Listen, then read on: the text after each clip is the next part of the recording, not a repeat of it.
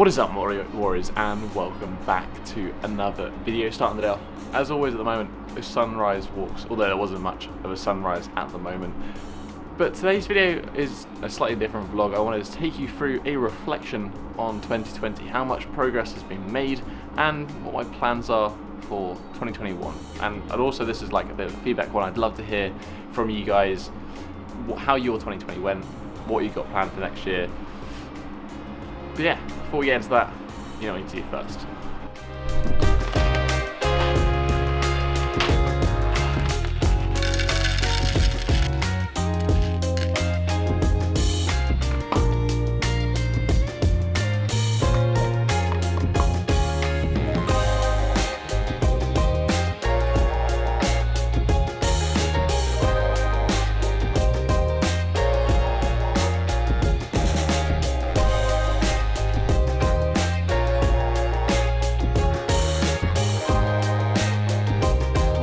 Now we can begin.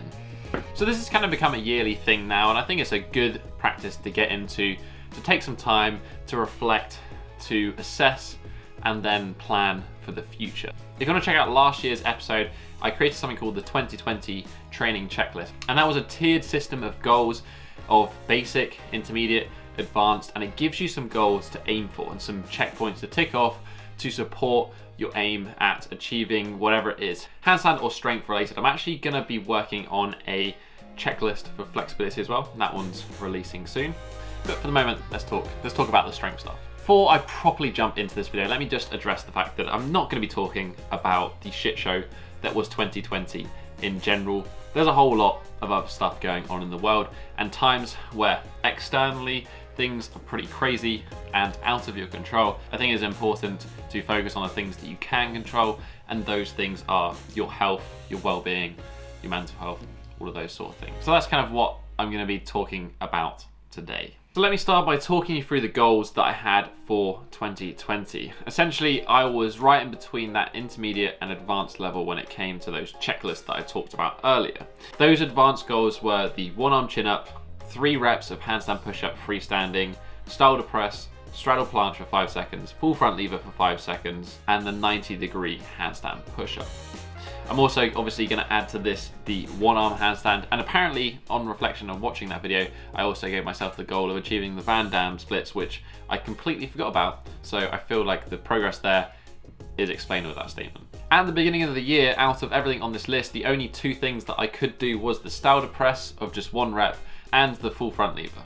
Everything else was up for grabs, so I kind of want to talk to you through the successes and the failures of this year, and then what the plan is for next year.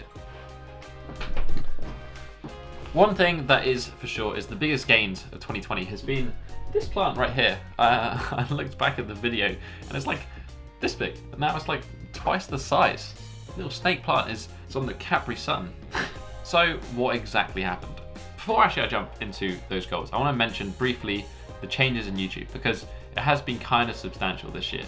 At the beginning of 2020, I had just 300,000 subscribers and around 20 million total views. Not quite a year later on, we're at 560,000 subscribers and 43 million total views. So more than doubled the views, almost doubled the amount of subscribers in 1 year.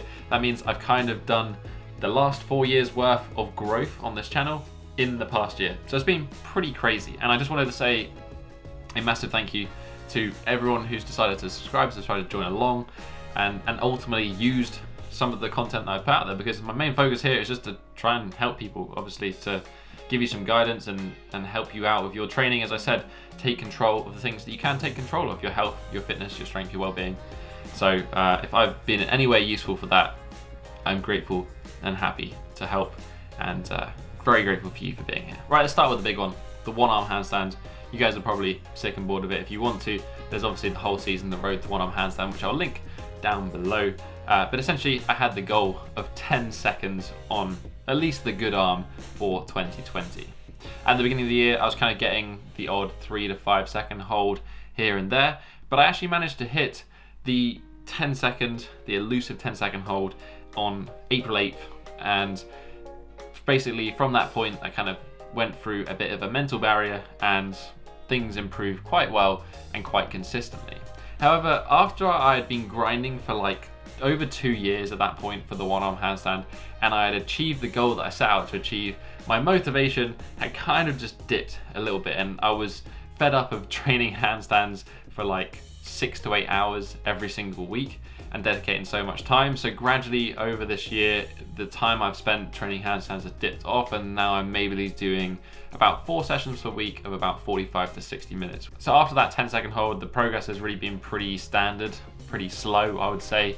I think I hit my best of 17 seconds about a few weeks ago now on the right hand side. The left hand side, I get the odd 5 seconds here and there, but it's far from perfect. But I've been able to understand shapes and some other different things. You know what? Just watch the separate series, because that sort of stuff is a whole video by itself. But ultimately, it was a success at the end of the day.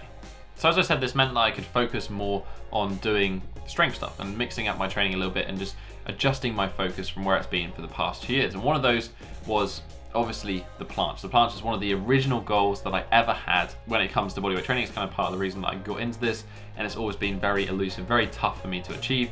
I think partly because I'm like 6'4", 200 pounds, 90 kilos or so. It's just, I'm not built for it. But I have made the best progress this year towards that goal. And part of the reason for this was developing the stalder press further. Now the stalder press is the press from straddle up to handstand. It is a straight arm pressing movement, right? It's the same as a normal press to handstand, planche, lots of other things. I would definitely consider the stalder press a prerequisite towards the planche, because it helps you build up more volume in that straight arm pushing movement. So I set the goal of achieving 5 reps. At the beginning of the year, I could only do singles. They were consistent singles, but I could only do 1 rep. I managed to hit my 2nd rep in a row on February 7th, so about 2 months into consistently training the stalder press. End of March, so about 4 months in, I managed to hit 3 reps, and then it took me until the end of July, so about 7 months of total focused training to go from 1 rep to a set of 5 reps of the stalder press.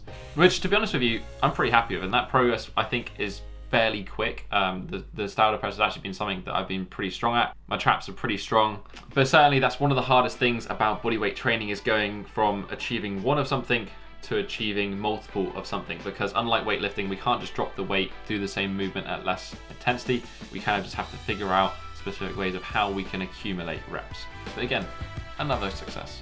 Outside of this, I haven't actually done much specific planche work. I've kind of just been doing the stalder press and then a little bit of straight arm planche work, and I actually have got my kind of best planche holds ever this year. It's close to that 5 seconds. I think I'm probably 2 to 3 second mark of a decent form straddle planche. Obviously, still going to be part of my 2021 goals. So the handstand push-up. The goal, as I said, was 3 reps at the beginning of 2020, and I actually managed to surpass that one, surprisingly enough.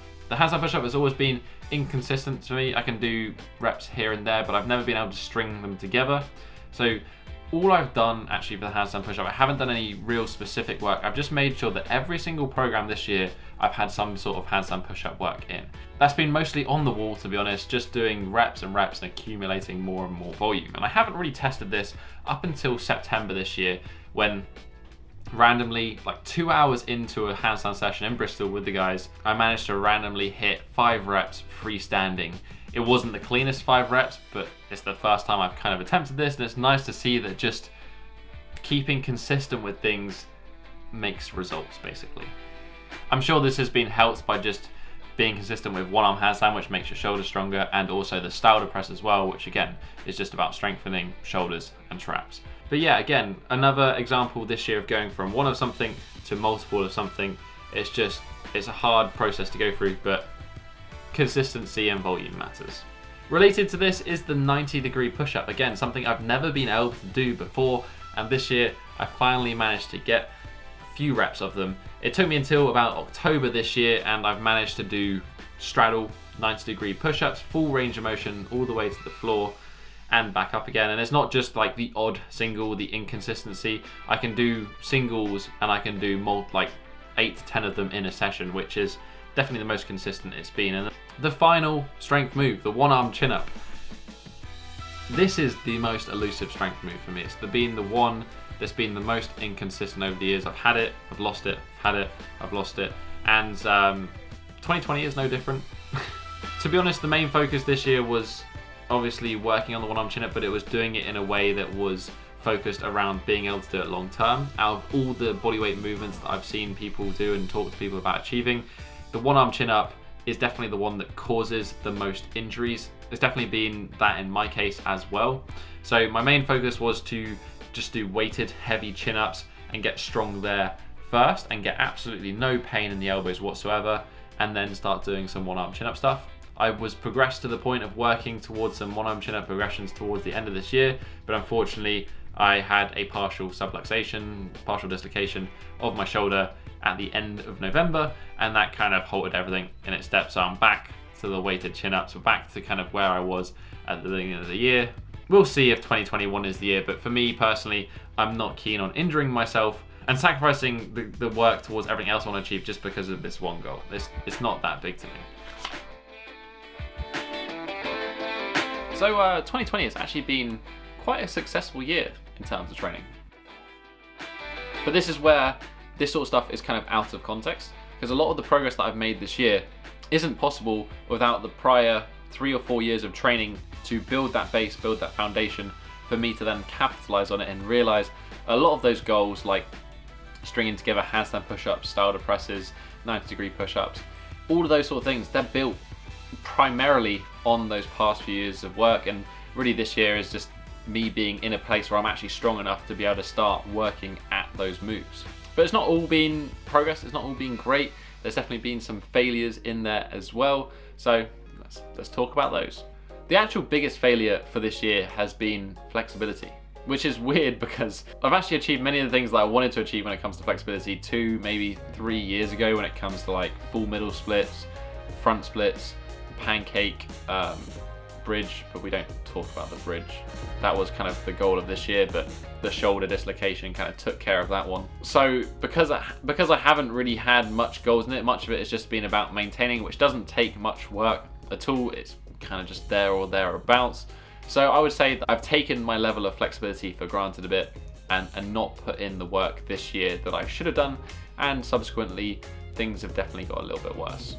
My front splits is no longer flat, which I'm a little bit annoyed about, and I am going to be working on correcting. It's probably about 5 centimeters or so from the floor at the moment. The middle splits are the same. I've dropped back to about 5 centimeters away from the floor, and probably the same with the pancake as well. It's just not as sharp as it used to be. Like it's still good. It's probably good enough for pretty much everything that I need to do, but I just kind of would like it to be perfect.